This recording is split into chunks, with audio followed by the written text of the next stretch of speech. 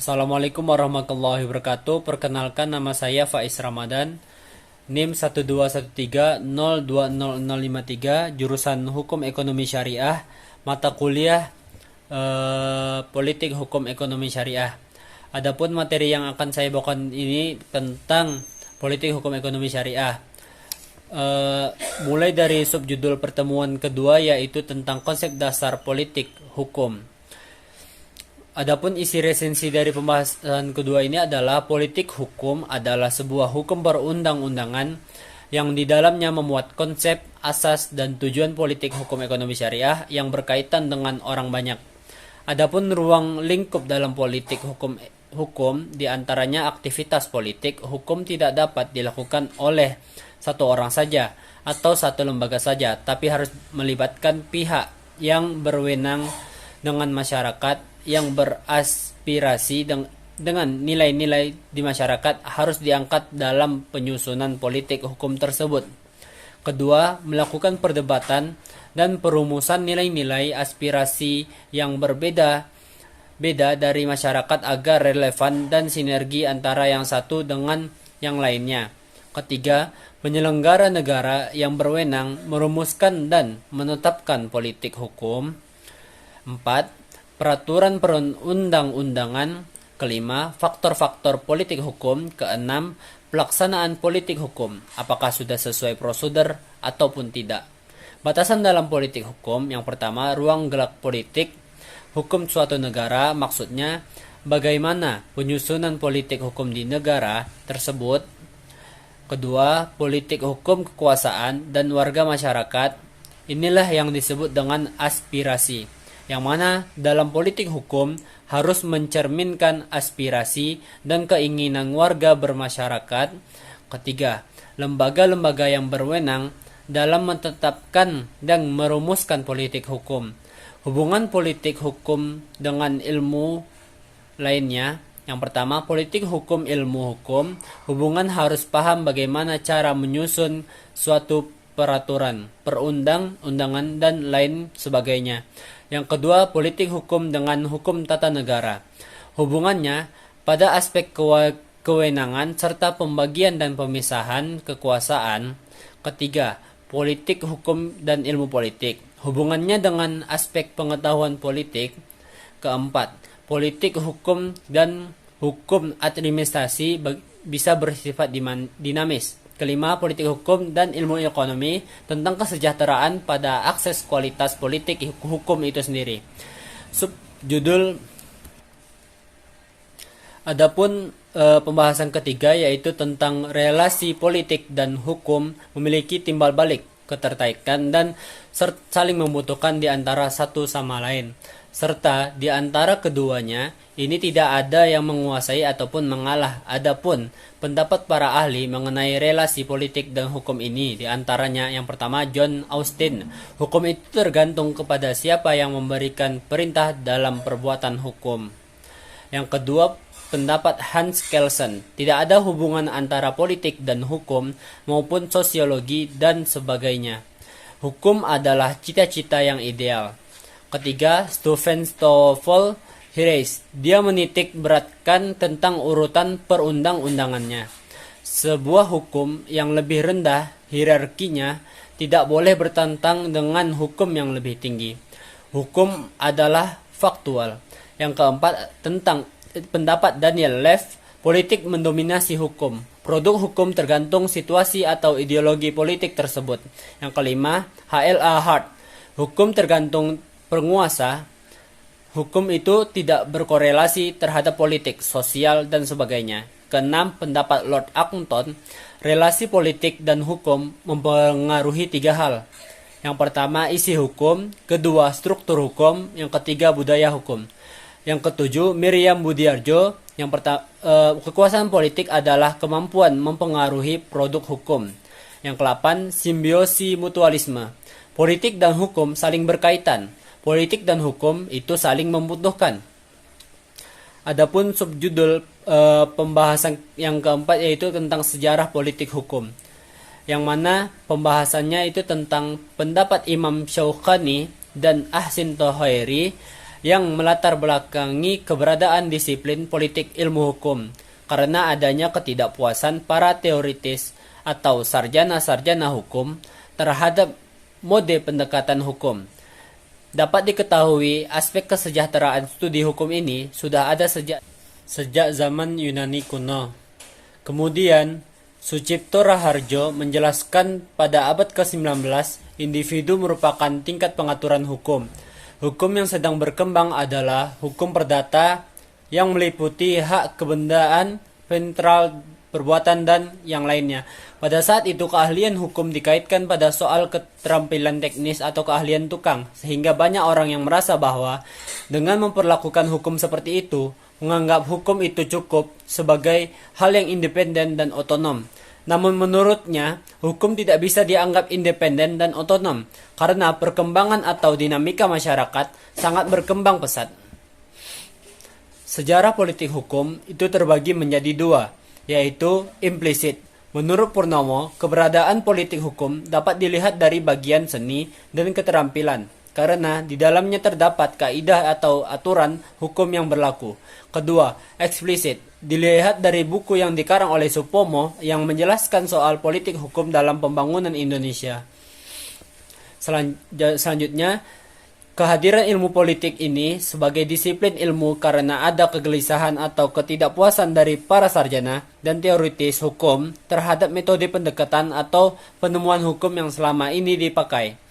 Kemudian sebagai antitensi yang beranggapan bahwa hukum sebagai aliran yang independen dan otonom artinya tidak memiliki ikatan dan relasi dengan entitas yang bukan hukum, maka harus bisa mengimbangi dinamika masyarakat.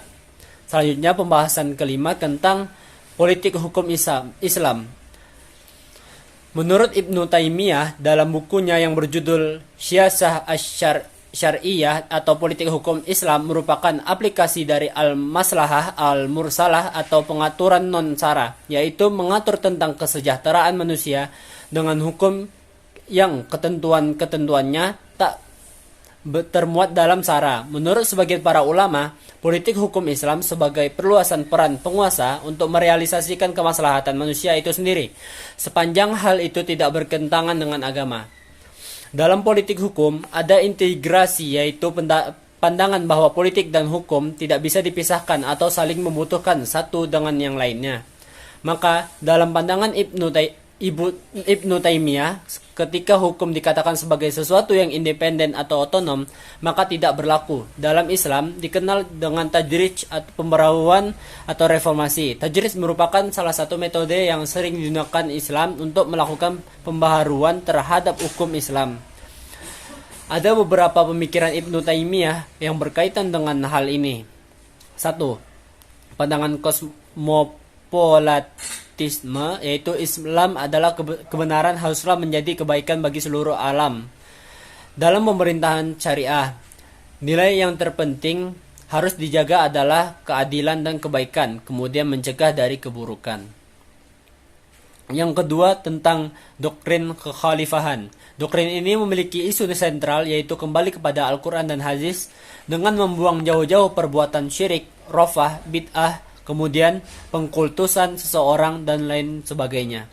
Ketiga, dalam institusi negara, doktrin ini Ibnu Taimiyah berpendapat bahwa berkelompok dalam menggunakan fasilitas alam merupakan keniscayaan.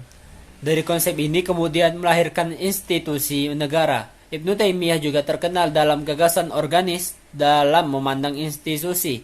Dia menekankan bahwa pentingnya institusi dalam masyarakat untuk mencapai keadilan. Yang keempat, tentang kepemimpinan dalam perspektif Ibnu Taimiyah. Dia menekankan teokrasi. Menurut beliau, kepemimpinan merupakan amanat atau mandat dari Tuhan yang harus dipikul oleh seseorang yang dipercaya memenuhi kewajiban tersebut agar benar-benar dia mampu menciptakan beberapa hal yang salah satunya keadilan, menunaikan amanat, dan menjadi pelindung. Prinsip hukum Islam menurut buku yang ditulis oleh Profesor Juhaya S. Praja adalah beberapa prinsip dalam hukum Islam, yaitu tauhid yang berarti dalam satu ketetapan yang sama. Yang kedua tentang keadilan, yaitu adanya kebijaksanaan dalam penetapan hukum. Yang ketiga amar ma'ruf nahi mungkar atau mendorong kepada kebaikan, menjauhi kemungkaran atau hal yang dilarang. Yang keempat, kebebasan kemerdekaan. Maksudnya, asas prinsip hukum Islam harus menjamin kebebasan dan kemerdekaan tanpa diskriminasi dalam masyarakat itu sendiri. Kelima, persamaan, yaitu menghormati harkat, derajat, dan martabat manusia. Dan keenam adalah at-ta'awun sebagai penolong. Ketujuh, toleransi, memperhatikan yang lain. Asas hukum Islam menurut Hasbi As-Sadiqi dalam bukunya yaitu Asas Nafyul Haraji, meniadakan kepicikan. Yang kedua, asas estetika. Yang ketiga, asas kilatul taklif. Yang keempat adalah asas tadarruj. Dan yang kelima, asas al-urf, yang menghormati adat atau kultur yang ada di masyarakat. Keenam, asas kemuslihatan manusia. Seiring dengan mereduksinya sesuatu yang ada di lingkungannya, harus memperhatikan beberapa faktor yang ada di lingkungan itu sendiri. Asas keadilan. Yang ke-8, asas syarok, menjadi zatiyah Islam, pintu ijtihad. Selanjutnya pembahasan ke-6 tentang sifat hukum sebagai objek kajian politik. Isi resensi ke-6 yaitu relasi politik dan hukum memiliki ikatan yang tidak bisa dipisahkan antara satu dan dengan yang lain dengan alasan dinamika di masyarakat itu sendiri. Jika terjadi relasi antara politik dan hukum, maka di situ ada sifat-sifat yang melekat dari hukum itu sendiri. Sifat hukum pada kajian politik hukum terbagi menjadi 3, yaitu fakultif. 1. Fakultif. Dan yang kedua adalah imperatif, yaitu kebalikan dari hukum fakultif, hukum yang bersifat memaksa dan dalam keadaan konkret harus ditaati atau tidak ditinggalkan oleh para pihak yang bersangkutan. Yang ketiga, represif, bersifat lebih menekan dan lebih tegas dibandingkan sifat hukum imperatif. Umumnya, ada beberapa ciri hukum represif sebagai berikut. Yang pertama, tentang terciptanya ketertiban dan tercipta kepatuhan tanpa syarat. Yang kedua, peraturannya keras dan terperinci. Ketiga, kebebasan bertindak. Keempat, persetujuan atau kepatuhan. Kelima, kritik atau ketidaksetiaan. Secara singkat, anatomi hukum represif memiliki 10 ciri-ciri atau karakternya. Yang pertama, ketertiban menjadi tujuan utama hukum. Yang kedua, legitimasi atau dasar-dasar kekuatan. Yang ketiga, peraturan terperinci atau terreferensif. Yang keempat, alasan pembuatan bersifat ad hoc atau sesuai keinginan penguasa. Kelima, kesempatan bertindak serba meresap sesuai dengan kesempatan. Keenam, pemaksaan serba mencakup tanpa batasan yang jelas. Ketujuh, moralitas yang merupakan pengendalian hukum. Kelapan, penguasaan posisi-posisi di atas hukum. Kesembilan, kepatuhan masyarakat harus tanpa syarat. Ke-10, partisipasi masyarakat yang diizinkan lewat penundukan diri, sedangkan kritik diterima sebagai pembangkangan. Subjudul yang terakhir, pembahasan ke-7, sifat hukum sebagai objek politik hukum.